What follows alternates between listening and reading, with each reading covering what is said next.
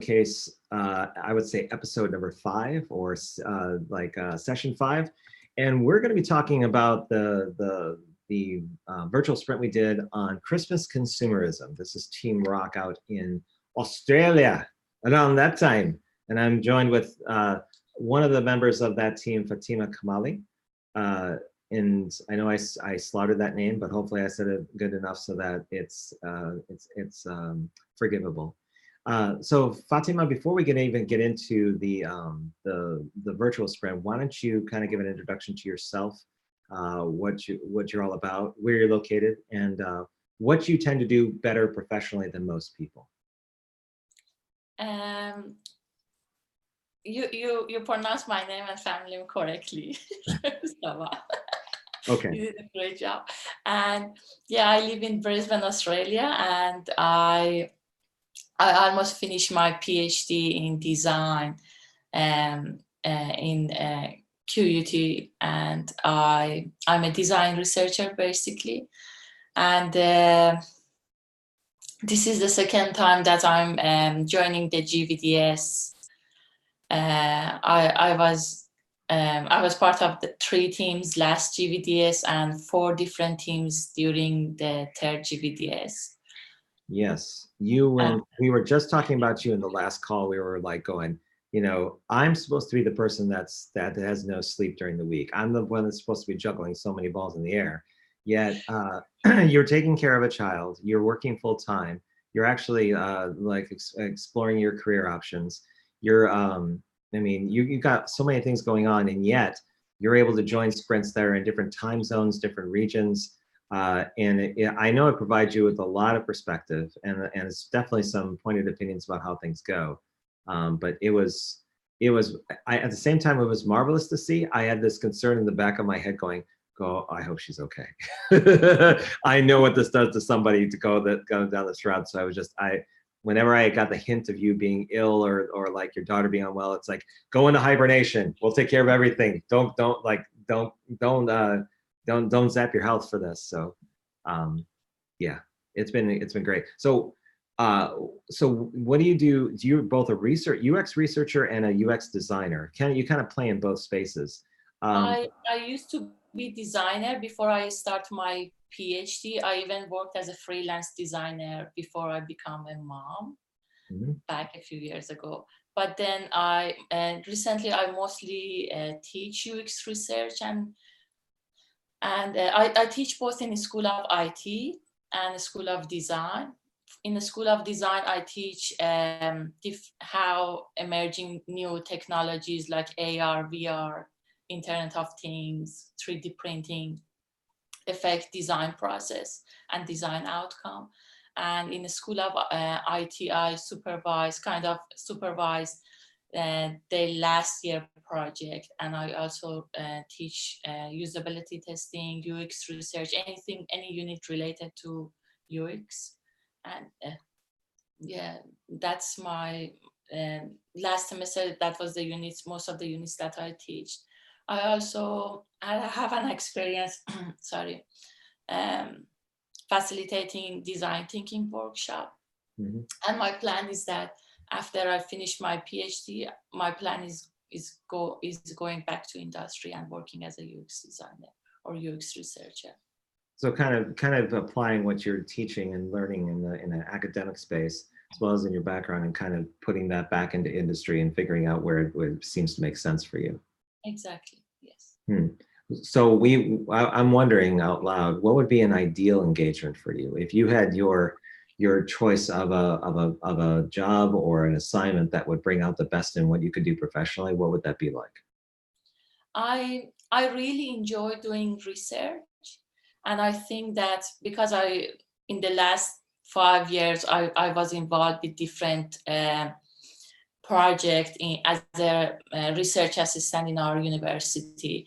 I feel that I'm really good at doing qualitative and quantitative research. As I said, I've worked for near 10 years as a designer. So I know it's really hard to find a job as a pure UX researcher here in Brisbane. And So I'm considering both options, working as a designer, UX designer, or service designer, or just, as I said, enjoy working as a UX researcher, because I found that every user, every person has a story, and I feel that I enjoy being a storyteller of users and being a voice for their feeling, their needs, and the things that we need to create for them. So if it helps at all, I'm actually a hybrid as well. So I cut my teeth on design and development early when I did startups, but then I moved into user research because I found I was more oriented towards people and understanding how they tick, what their perspectives are. I got into doing interviews. I would meet all sorts of crazy, interesting people in that regard. So that was my draw to it. So what helps is that when you're in the research space and you're trying to communicate to multiple people about the impacts a design treatment have or has, you can speak to that crowd fairly easily because you know what their language is. The same thing with research. You kind of figure out those bridges of nomenclature that you can use in your language to communicate what the findings are or what people need to know. So if it helps, based on my own experience, I would kind of market yourself as doing both. Like you're versatile in that regard, where you have deep design understanding and background, and then you're well versed on the academic side and the practitioner side of research, and that's what sets you apart in the market. If I could be so bold as to kind of put that out there. Thank you very much. You're ambidextrous. Design on the right, research on the left. You put them together, and you got some kung fu. That's my tiredness coming out, but I'll try not to be punchy anymore. So let's get to brass tacks around the Global Virtual Design Sprint. And let's start with the first design sprint that was closest to you geographically, which was the Save Us All from Christmas Consumerism. And what I'll do on my end is I'll go ahead and share the mural that corresponds to that particular one, and we can get started with that. I'll kind of do a bit of narration, but at the same time, I'll go into particular spots where you can kind of get engaged and comment on what you see. But I'll do a rundown so that we can spend our time kind of going over this design sprint as well as the other ones that you were involved with. Does that sound okay? Yeah. Okay. So originally, Team Rock was formed with many different people that were coming from both UAE and there in Australia. Part of the challenge for me as an organizer was trying to take the 3 or 4 people that were in one region and try to be able to work with someone in 2 regions outside of it, so the time zones were a bit challenging. The core team was in Australia and New Zealand, and I brought both Niket and Brenda into the mix to try to see if I can make it work from a scheduling perspective. Overall, from your perspective, Fatima, how did you feel about how the team was assembled? How do you think things went during your design sprint? I truly enjoyed working with each of them, and for all of my team members, we were the first team that started GVDS this time, and for all of this team, everyone in this team except me, it was their first experience doing design sprint, and the virtual one as well. And we have 3 people with marketing background and branding: Brenda, Niket, and Matt. They all are working in branding and marketing area. And I found that because in other teams, most of people are developer, researcher, or advisor. And I found that they brought a really diverse and great perspective. And the question that they asked during the sprint was really help us to, change the direction of our sprint. Our designers were Jackson and Michael, and they both work full-time and they are busy, but they put lots of effort in preparing our prototype in a limited time. And Gina was she did lots of things during this GVDS for our team. She was organizing our meeting, organizing our interviews, doing lots of research, and she was co-facilitating with me. And yeah, so I truly enjoyed working with them, and they were really passionate. The things that made this team different from other team was that, although, for example, Gina had to wake up in the middle of the night most of the time to join our meetings, and it was early in the morning for Brenda and Niket, but they were all eager to join and participate and contribute during our sprint. Yeah, I can definitely I can definitely relate to the passionate aspect of this team. Of all the challenges that were kind of picked, I knew that there were a couple that really wanted to see this through as like the topic, and that even when I challenged them about the democratic aspect of making that choice, it still came through as well. So it was interesting to see how this kind of worked out. Although I find it funny that somebody put the cheat heart officer as Buddy the Elf. I didn't notice that title until just a minute ago. So there you go. Okay, so that was the team. Let's get a little bit into the setup in terms of what the sprint was all about. So the overall idea was to reduce Christmas waste, and I believe that the problem framing for this particular design sprint was it was contentious, or at least it was something that was really where the process that we had for problem framing got some people stuck, and we had to kind of rewire or reconsider who we were actually going to be designing for as part of the sprint. So this came out where we were going to go with busy mums or conscientious ones, and kind of reassuring that that sale time, they don't have to keep up with the Joneses, and that they don't have to basically go through the same processes that could cost the planet in terms of like all sorts of aspects with it when it comes to Christmas consumerism. Some of the how might we's that were asked in here, and Fatima, you can stop me in any time as I'm going through this, is that you want to let gift givers and receivers confident to declare they prefer green Christmas gifts. There was an aspect of friends and family that could change their behavior leading up to Christmas that without affecting the Christmas spirit of giving. And there was a question of economic viability with kind of whatever solution you all were going to consider. And also, one of the questions that you had in terms of the sprint questions was, can we educate enough people in time to reach a tipping point so that maybe there's a cultural change, maybe there's a mindset change in relation to Christmas gifting and consumerism and those things. The 2-year time frame that you kind of put out here was that it'll be frowned upon to give wasteful gifts, so that there's more thoughtfulness into what's being given, that there's it's not just kind of picking something at the last minute off of the shelf and saying that you check the box to give somebody a gift. It's really much more nuanced and thoughtful around what is actually being given. And then it kind of goes into the solution sketches here in terms of where people centered on the winning idea with a Christmas list creator. And that came out in the prototype that Michael and Jackson had worked on. So I'm going to take a pause and see if there's anything I missed, Fatima, or if that kind of aligned with your understanding of how things went. No, you almost covered everything. Okay.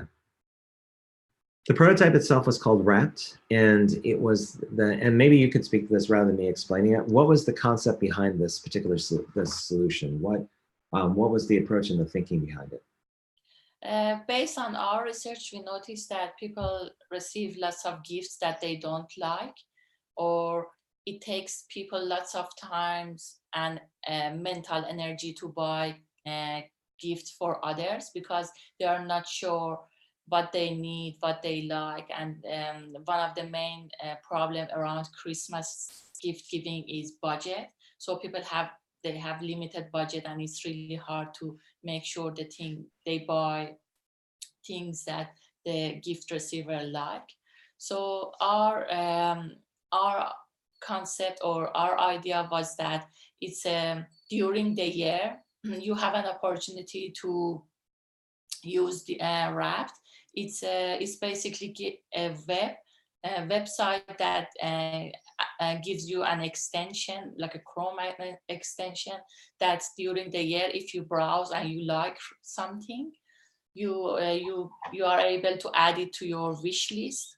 And when you are adding something to your wish list, it gives you an option that for example, if that product is not really sustainable, it gives you some recommendation for a more green, a more sustainable product.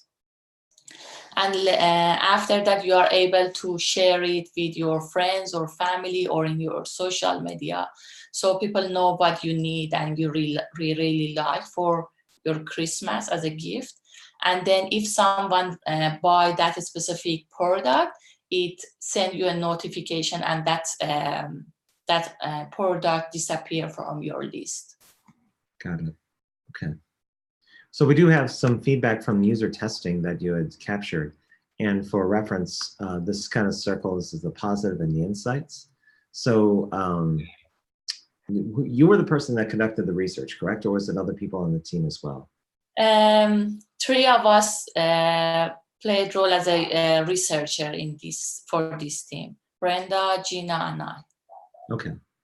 So it looks like some people perceived as being able to save time to buy gifts for others, maybe placing a few key results from user testing. Oops, never mind. That's actually a placeholder, never mind. Saving time to buy gift for others and receiving things that they like. On the insights side is the privacy of the data, what you're going to be doing with it once people share what they're interested in getting for others, and how you would use it outside of Christmas, which is an interesting one. I've heard that with other kind of applications too. And there's Amazon, but I think it's maybe if there's a recommendation from Amazon, maybe how that is considered by the app, or is it considered at all? Were there any particular insights on your part based on the user test data that stuck out for you? As a general feedback that we received is that they really liked the concept and they were happy to share it with their friends or in their social media. And the only main concern was that about the recommendation that Wrap giving to people. They prefer buying from websites that they already know and they trust. And when people add a wish list, create a wish list, their main concern was about the privacy of the data and what we are going to do with those collected data and wish lists. Yeah, and I think that's something that's always there in terms of understanding how the app kind of utilizes your recommendations or who you connect with. So that's totally understandable. In terms of validation, we have 3 different questions we normally ask virtual sprint teams. In terms of did the prototype answer the sprint questions? It was undecided. Will the prototype properly address the long-term goal you set out? There's still an undecided there, but it says, do you think we addressed the challenge you took on as a team? It looks like someone put yes here. Would you kind of agree with this assessment in terms of kind of validating what you had done as part of the virtual design sprint with your solution? Yeah, for the first one, the main problem is that we wasn't sure that it's economically viable, and yeah, that was the main concern, that we wasn't sure about it. And but overall, I think that it was a great experience and learning opportunity for all of us. Okay. And then I'll move over here really fast to some of the highlights. We took multiple group pictures, especially the ones that were Santa and Christmas based. I mean, you had Jackson over here with the Home Alone crew, and then you were also covered with different Christmas decorations on your side. I had the virtual background of like a Black Friday behind me, and I especially liked Michael's Team Rock on a Christmas tree. So everyone kind of brought, and then Niket and Brenda kind of showcasing the one Christmas ornament I think they had in the office. So overall, it was, I think that the team really came together well to what you were saying before. These are just, if you're looking at the screen, these are all artifacts that came from the team in terms of the work that they had done on different days, as well as with the map, as the solution sketching. So a whole lot of work went into this. Do you have any particular things you'd like to point out about the sprint that you'd like to remark on before we move to other sprints about this particular one, Fatima? No, I think we talked about everything. Okay. No. Yeah. All right, great. So I'll come out of the share for a second. So this is like the whole entire embodiment of the results from Team Rock and the Crystal's Consumerism. We're going to shift and go a little bit broader and get into let's say the overall experience with the GVDS and the different sprints that you're into. By the way, we were being accompanied by Sandy Lamb, who's shown up and to say hi and hello. Hi, Simon. Yeah, hi. Hi. I wasn't sure if I was supposed to MC this one, actually. Oh, well, if you want to, you can go and spend your time with this stuff. It's up to you. We decided to start early just because I had a hard stop around 2:50, and Okay. so you want to hang out, you can. Otherwise, if you got things to do, you can. Okay, then I'm gonna go home. Yes, please go home. Yeah. Enjoy your time off. Okay. Yeah, I have to talk with you a little bit, Robert, but I'll send you messages. So. Got it. I'll read those after we get done here. Okay, cool. Bye. See you later. See ya. Okay, so Fatima, let's get into GVDS. So let's start with how your experience on Team Rock compared and contrasted to other teams that you were involved with. Kind of get a little bit into facilitation, team cohesion, and what some parallels you saw between teams and what was different. It's really hard because I almost finished the last design sprint with Team Alana.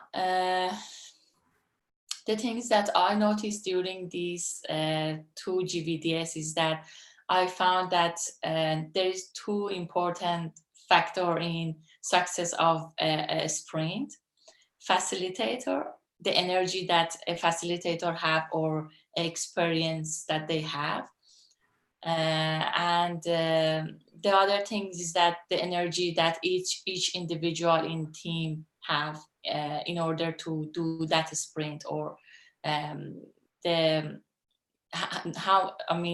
feelings toward that topic, that specific topic, and how they are eager to contribute. Mm-hmm. Yeah, I worked with I was part of Team Fuzzy Bunny, Team Alana, Team Talent, Team Rock. I started with Team Vacation as well, but unfortunately I couldn't finish that because I had to do lots of marking. It was end of semester here, and yeah, I couldn't finish. You gotta get those grades marked. We totally understand. Yeah, but the things that I noticed that the facilitator play an important role in the success of a sprint. Yeah, so, and I learned a lot. Maybe I wasn't the most active person in all of these teams, but the things that it was a great opportunity for me. At the beginning of this year, I got my certificate as a design sprint facilitator from Design Sprint Academy. But the things that I personally learned is that when you are doing that, or as long as you are part of a team and you are even observing someone else facilitating a design sprint, you learn much more than reading a book, reading a Medium post, or a YouTube video. Yeah, because you have hands-on experience and you see the challenges and questions that team member ask from a facilitator. Correct. And that's the whole point, is that you're not just a certificate-based kind of practitioner or facilitator. You've actually put in the work and shown that you can do it, and you've made mistakes in a protective environment, so that if you go off the reservation at any point or make a mistake, you aren't going to be heavily penalized because you're being paid to do so, or that it's in a situation where there's more stress involved with it. You can really start to hone your practice and your approach to things. Yeah. And the other things that I like about GVDS is that you have an opportunity to work with people that is in the real world is impossible for you, because, for example, I live in Australia and design sprint is almost something new here. And so during this GVDS gave me opportunity to work with people from different countries and different part of world that they have lots of experience about running design sprint, and it's their full-time job. So, and it was more like a master class because I had an opportunity to ask lots of questions about the things that they do in the real world when they facilitate design sprint. I have a question about facilitation since you made that point earlier. There is the possibility, like there was in April and again this year, but it just hasn't panned out, but it's getting closer every time, where a company or an organization is going to want to pay for a team to be assembled to work on something they want to see done as part of the GVDS. That would mean that probably it would be a reversal dynamic where instead of people paying a fee to get involved with the GVDS, they're actually engaging it in a way so that they're being funded through this third party to go through the motions, but to showcase how a virtual design sprint is done with client work. The question I have for you is that if facilitation is highly important to the success of it, and team energy is also a dynamic that needs to be considered.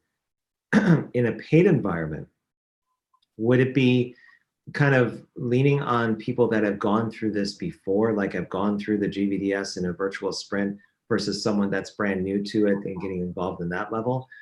I guess the question refined is, in order for this to be a paid engagement, do you need that experience in order to be able to justify somebody getting involved with a virtual sprint team? So your question is about whether it's important for that person to have a previous experience or not? Right, to actual practical applied experience. Okay, I feel that no, it's not necessary. The passion is something different because before each session, we can provide a few videos or quick tutorial. Whereas with passion, you can't force people to have that. The other things that I notice is that when you do it virtually, it's really important to make the process fun and engaging, because when we are that 5, 6, 7 people are in one room, they have energy, they enjoy working together and interacting together. Whereas when you work individually, for someone is in the middle of the night, for someone is early in the morning, it's really hard to engage all of them to have the same level of energy when doing the design sprint. So for example, in team talent, I truly enjoyed working with them because the atmosphere of that team was really fun. Same things for Team Fuzzy Bunny. Mm-hmm. But I think for Team Fuzzy Bunny, Jason played an important role and his experience made a big change. So for team talent, the atmosphere of team was really fun. I enjoyed working with them. And so I think, I don't know the reason, but overall the combination of energy of the team member made it, I think I had more fun if I prefer to do it virtually, whereas doing in a real world in a room, I think I had less fun in that case. Got it. Okay. Yeah, Sandy did a great job.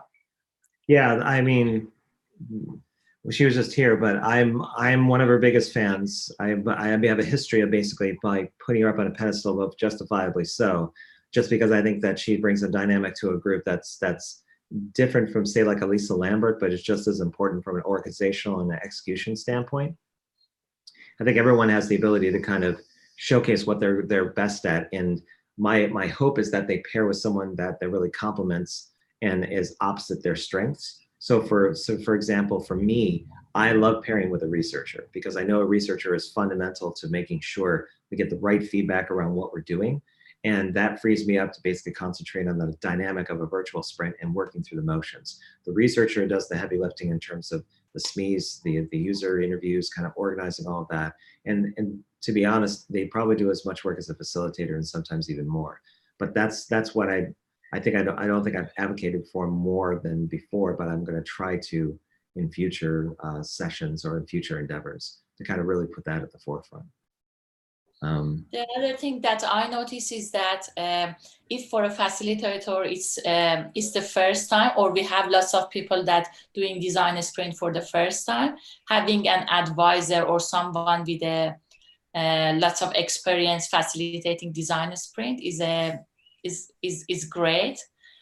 For Team Alana, we had Lee, and it was fantastic experience. Every session was masterclass because he teach us lots of things, new things, and even for last year we had Rakesh for our team, and yeah, he made a big difference.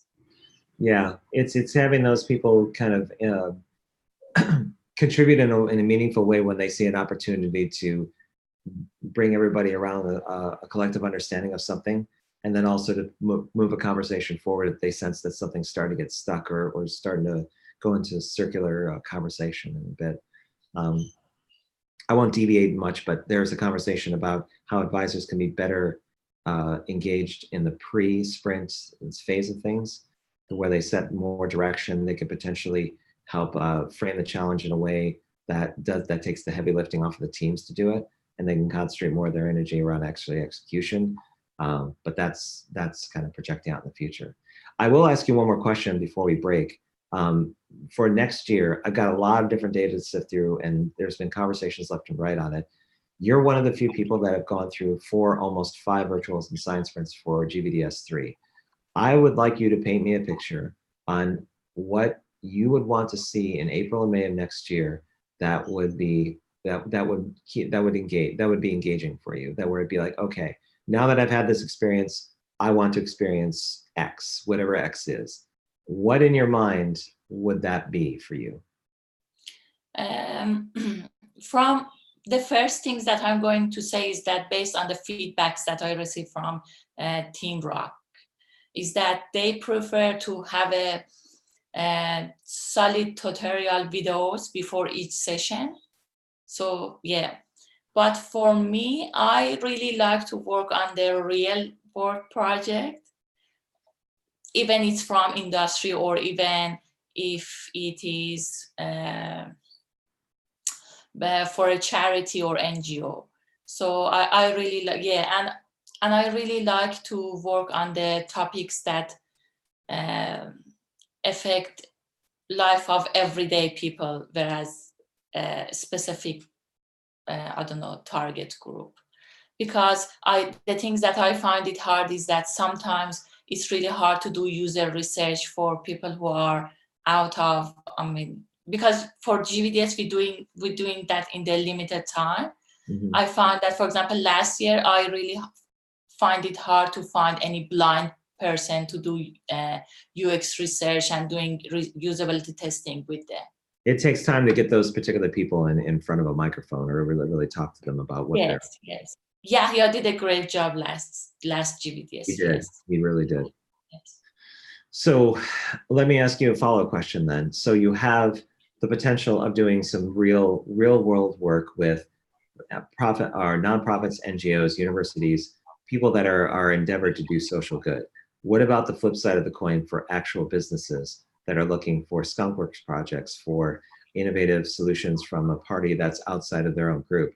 How does that engagement fit in your mind? Is that something that interests you, or is it something that you want nothing to do with for whatever reason? No, definitely I'm interested to work on these kind of projects as well. Would you expect that to be a paid engagement where the dynamic would be reversed and they paid you, or would you consider the entry fee just basically par for the course, that you get exposed to a company or companies around your abilities, and you're actually doing a project that isn't necessarily free work for them? It basically explores a topic that they're interested in. So like voice design or 0D. It's not something it's part of their, it's not a project that, I wouldn't put it as a project that's part of their roadmap, because then I would stop that in its tracks and say, look, you would be basically taking advantage of the goodwill of the people that are doing this. It has to be exploring a problem space that's maybe core to a company, but has somebody who is not part of it look at it with fresh eyes and see how people work. That's the kind of engagement I'm talking about. How does that sound? I feel that I can't speak about others, but I know that, for example, we had lots of few team members that they are they just graduated, or they like to get more experience, and I'm sure that they are happy to do free work, and I'm happy to do that without unpaid, doing any project without they paying me. But for some people, because they work full time and they have a professional job, they might not accept to do that. It would be contextual to their situation. You would have to figure it out. Yes, and their experience level. Okay, but I almost think that there needs to be that leader, that thought leader, that executive, that functional manager, that's someone who lives and breathes like consumer waste, like the topic that you had taken on with Team Rock, or purpose-driven employment, or something that's central to everything that they hold near and dear, and bring them into the mix so that they're kind of guiding the challenge, or guiding the thing, so that it's really assembling the right team that has a vested interest in what this person is kind of going after, so that you can find affinity on to your point, the passion part of it, rather than kind of just doing as an execution of the process. Exactly. Yes. So Fatima, I'm out of time, but it was wonderful talking to you. It's a shame I didn't have more people on the team, but you know what? I consider it a treat to be able to speak at length about your experience, given that you're somebody that's really put a lot of time and energy and thoughtfulness into this event when you didn't necessarily need to. I will also say that it was wonderful being able to entertain your daughter at 2 o'clock in the morning over here. I still think that was one of the highlights of my entire experience. And I hope, if you haven't already, I hope you do leave feedback for me in the forum. I think I've gotten a lot from you already in the session, but so if you have time, please do so. But other than that, it was wonderful having you as part of the entire event in November. I really hope it was a beneficial experience for you. I know we're going to be continuing to talk offline about some of the things related to career. So this is not adios. This is like, hey, thanks for coming on, and I'll talk to you later on. Thank you so much, Robert. It was a great experience, and the whole GVDS changed my career, and the goals that I had for my goals that I had for my career. It changed my plan and my perspective about things that I'm going to do after my graduation. And I know, and I can easily say that I know somebody now in Australia that has a work ethic and grit that is probably in the top 10 of people that I know. So that if I want somebody, it's like, look, you can get your garden grade researcher designer, but if you want somebody that'll actually like hit and achieve certain things and get things done, and has the background to kind of back it up, there you go. You have a body of work now that basically proves that. So yeah, so that goes without saying. So anyway, thank you very much, Fatima. I will talk to you later on, and thanks for everyone on Zoom and YouTube that's watching. We will talk to you in the next session. Okay? Thank you. Bye.